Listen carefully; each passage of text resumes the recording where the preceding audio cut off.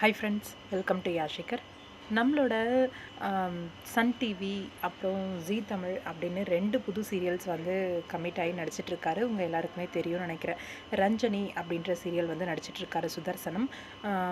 ரஞ்சனி மட்டும் கிடையாது, இது இல்லாமல் தாயம்மா அப்படின்ற ஒரு சீரியலும் நடிச்சிட்ருக்காரு.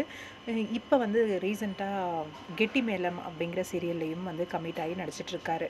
ஒரே டைமில் 3 சீரியல் வந்து மெயின்டைன் பண்ண முடியல போல இருக்குது. ரீசெண்டாக ஒரு சீரியலை விட்டு விலகியிருக்காரு. என்ன சீரியல் அப்படின்னு பார்த்தீங்கன்னா, நம்மளோட பொதிகையில் வந்து ஒளிபரப்பாயிட்டிருக்க தாயம்மா இந்த சீரியலை விட்டு விலகியிருக்காரு.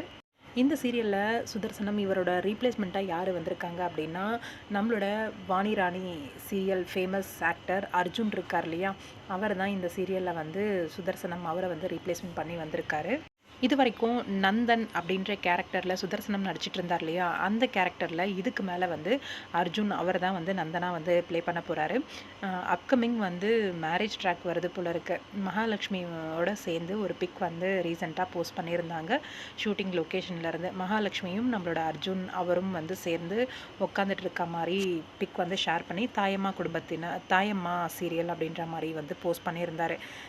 இவர் வந்து இன்றைக்கி ரீப்ளேஸ்மெண்ட் ஆகியிருக்காரு போல இருக்குது. லீடிங் சேனல் சன் டிவி, ஜீ தமிழ் அதில் பண்ணிகிட்ருக்கும்போது பொதிகை அந்தளவுக்கு டிஆர்பி இல்லை. மேபி அது கூட ரீசனாக இருக்கும் விலகி இருக்கிறது.